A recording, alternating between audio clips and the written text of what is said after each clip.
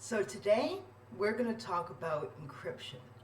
Don't worry if all these technical terms are new to you, because in this series we explain cybersecurity and why it's important for non-technical people. Non-technical people like you. And you won't be intimidated because you're being taught with a cuddly teddy bear. But don't let the image of Ossington the Bear fool you. These videos are safe and fun to share with your children, but my main target is adults. Adult humans love teddy bears too. I should know. Kimmy drools on me every night. Do you have to tell everybody that? Yippers! So anyway, today we're going to talk about encryption. What is encryption? And why do you need it? I'll explain everything, with Ossington's help, of course. One of my fans on Twitter complains that you spoke over me in the last video. Don't speak over me this time. Let Teddy talk. You know what, Oz? I admire your confidence. So, what is encryption? And why do we need it? Encryption is the application of cryptography. You gotta tell them what cryptography is. Cryptography is when you use a mathematical code to scramble information so that only the intended recipients can read it. The intended recipients can unscramble the scrambled information because they have what we call a decryption key. But when cryptography is working as intended, only the authorized parties with the decryption keys can unscramble the scrambled information. We call the scrambling encryption and the unscrambling decryption. Lots of fancy words, but the concept is actually pretty Even simple. though cryptography is a technical concept, there are lots of fun, non-computer technical analogies that can be used to describe what encryption is and why you need it. And in this video, we're going to use all of my favorite cryptography analogies. Please look forward to it. It's not that hard. It's actually a lot of fun. So let's start off with a mind-blowing idea. When I learned about this years ago, it fascinated me. Did you know that cryptography existed many, many years before computers did? Cool. Most computer scientists agree that ENIAC was the first electronic computer ever. ENIAC, E-N-I-A-C, is an acronym for Electronic Numerical Integrator and Computer. It was activated on December 10th, 1945, and it was used continuously until October 2nd, 1955. And it was so enormous that it occupied an entire building in multiple rooms. And it wasn't much more powerful than a solar-powered pocket calculator from the late 1970s. I'm not going to go into detail about ENIAC in this video, but ENIAC means that electronic computers have existed since 1945, and ordinary people didn't use computers in their homes until the late 1970s at the earliest. The science and art of cryptography well predates 1945, which was about 75 years ago as of the making of this video. So how old is cryptography anyway? Let's start from the beginning, or at least the beginning as far as historians agree. The term cryptography, or cryptograph, dates back to a story Edgar Allan Poe wrote in the Victorian era, but cryptography existed at least hundreds of years before the word cryptography was ever used. So how old is it? The oldest cryptographic device that we know of is probably the skytail, first described in ancient Greece, 7th century BC. That's 700 years before the year 0 AD, so roughly 2,720 years ago as of the making of this video. Wow, that's old. From at least then to when World War II ended in 1945, cryptography was all physical or mechanical. And these physical or mechanical devices over the centuries would substitute one letter or one word for another letter or another word. In fact, I was taught a cipher as a 7-year-old in the schoolyard. What's a cipher? A cipher is a cryptographic code. Ciphers exist from the codes on the ancient sky tales all the way to the ways that we use computers for cryptography now. Here's an example of a cipher I was taught in the schoolyard. There are 26 letters in the modern Latin or Roman alphabet that's used in English.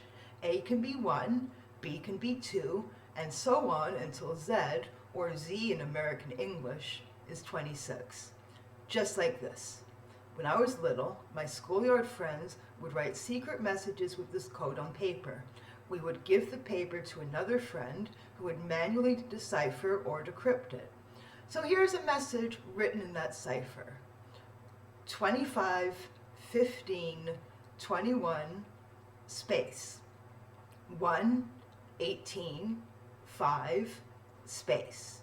22, 5, 18, 25, space. 19, 13, 1, 18, 20. I would recommend pausing the video now and for you to try decrypting the message yourself. Some of the letters repeat, which would make it easier. Did you pause the video and crack the message? Because now I will tell you the answer. Actually, maybe Ossington should tell you the answer. You are very smart. I know I am, but you can tell them the answer, Oz. That's the answer. You are very smart. Oh, see? This is fun. I also remember back when I was a kid, there were cryptogram puzzles in the newspaper. They would give you a message in a similar letter-number substitution cipher. But it wouldn't be the most obvious A equals 1, Z equals 26 cipher. You'd have to figure out the cipher yourself. Cool. And here's another fun fact. Back in World War II, when mechanical cryptography was at its peak, the Axis and Allies sides spent lots of time, money, and resources trying to crack their enemies' encryption. Alan Turing is considered to be a genius, largely because of how he cracked the Nazis' Enigma machine. Cracking these messages and reading your enemy's communication was often the key to winning a war. In fact, most of the ancient applications of cryptography were for military purposes as well. So we're using PCs and phones and tablets now, and we aren't soldiers. So why do we need encryption? That's an excellent question.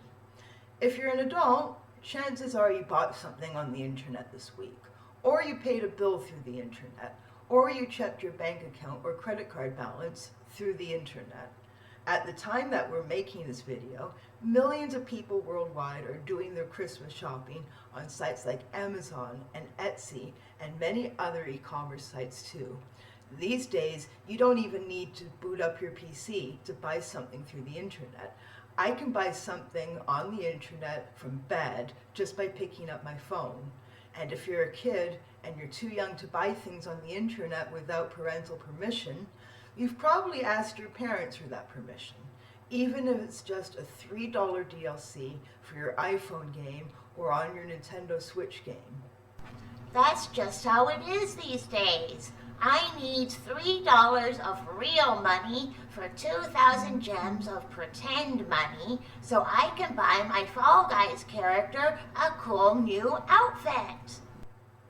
And not only that, but through services like Apple Pay or Google Pay, you can use your phone to buy a hamburger in a mall food court. You pat your phone down, kind of like swiping your debit or credit card to pay for something. Well, we're not going to go to the mall anytime soon because Toronto is in quarantine, but you know what I mean. All of those things, do they use cryptography? You'd better believe it. Let me tell you something. I was on the internet back in 1993.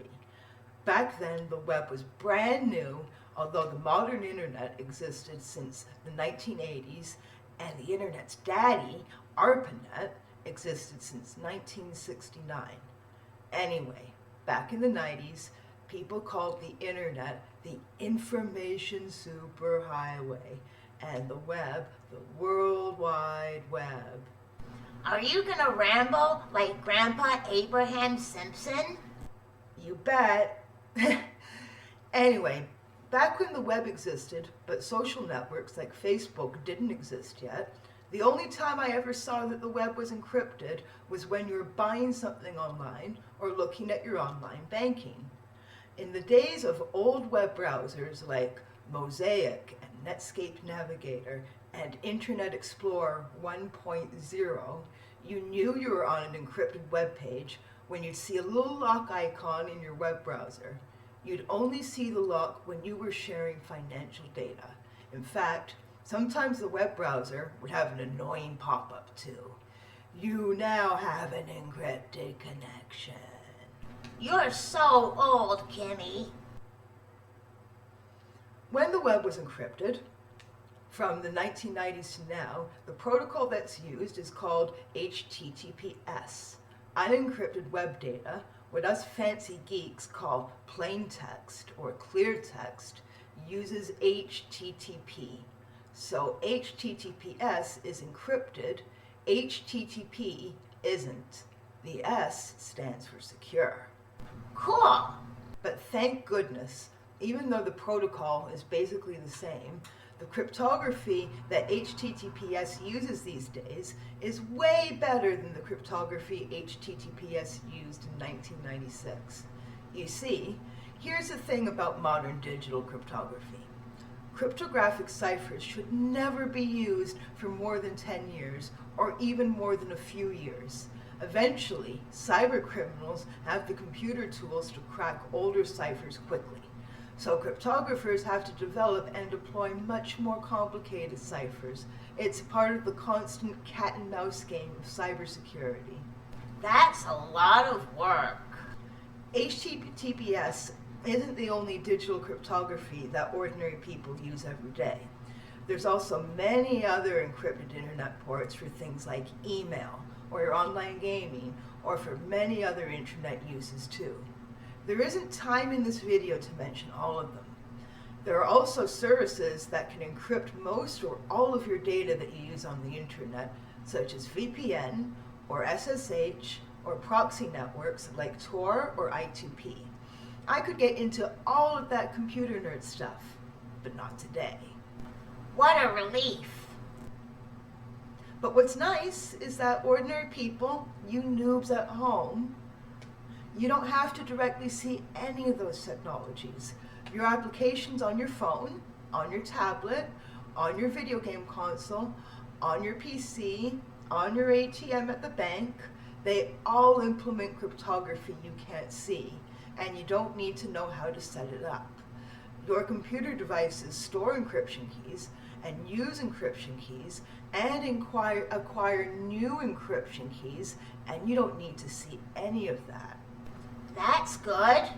There's a reason why I mentioned how I used the web in the 1990s and how only the web pages that sent financial data were ever encrypted.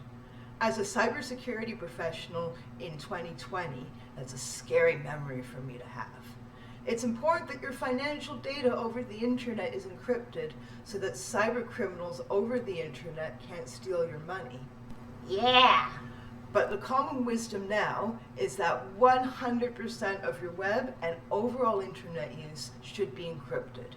You should be watching this video over an encrypted connection right now, either through the YouTube app or the YouTube website. Why is that? Because even when you're sending data you don't mind the world seeing, like I love Ossington the Bear, if that information is sent in a way that isn't encrypted, it provides an opportunity for cyber criminals to sneak into your computer or phone. Oh no! They can see my message on Twitter that says, I love Ossington. That's fine. But they should be seeing it over another encrypted connection, because any non-encrypted connection makes it easy for the bad guys to sneak into your computer. Yikes. There are complicated technical reasons for that I won't explain here. Just take my word for it. No problemo. But over the past few years, There have been efforts by Google and Apple and other large tech companies to encourage as much of the web and overall internet as possible to be encrypted. For example, now the vast majority of web pages should use HTTPS. It's not a special thing anymore like it was in the 1990s. That's good. So I explained some of the cryptography that the internet uses. There's also cryptography on your hard drive on your PC, the data storage in your phone, and even the data storage in your video game console. Stream ciphers encrypt your data over the network in transmission, and block ciphers encrypt your data in storage. What about cryptocurrency, like Bitcoin? Cryptocurrency uses cryptography to generate money and encrypt financial transactions. It's a related topic, but it's also a whole different topic. We won't cover it in this video. What else should we learn today? Us cybersecurity people hate it when you call cryptography when you call cryptocurrency crypto. Crypto is cryptography. Damn you. Okay, it's time for Kim to thank our generous GoFundMe supporters. Then we can enjoy another fun comic, Wise Old Bear comic number 2. All right, so I'd like to thank our generous GoFundMe supporters, Chris J., Fergus Cooney, Ned Pyle, Mario Vilas, Keely Hink, David Willingham, CJ Forium, Sean Hooper, Eric Sherman, Jeffrey Pollitt, Peter DeVakowitz, or I probably mangled your name, I apologize, sir, Tony Hunt, Lorenzo Castro, Lauren Brennan, Brian McGee, Nicola Marie O'Riordan, sorry if I mangled your name, and extra special thanks this time to Null Cookies and Barry Dorans. And we are so appreciative of your support. And if you would like to help this project, please visit our GoFundMe page. The address is on the screen right now, or click the link on the description, and you can be credited in the next video, and we would really appreciate your support. Thank you. Hey, Wise Old Bear, Christmas is coming soon. I want to buy Kim a gift. Amazon smart speakers are really cheap now, only $20 each. I can buy her more than one. One speaker could sit on top of her shelves. She can play music just by saying the song. One speaker could go in the kitchen. She can get recipes just by asking for them. One can go in our bedroom. We can get weather forecasts without putting our paws on anything.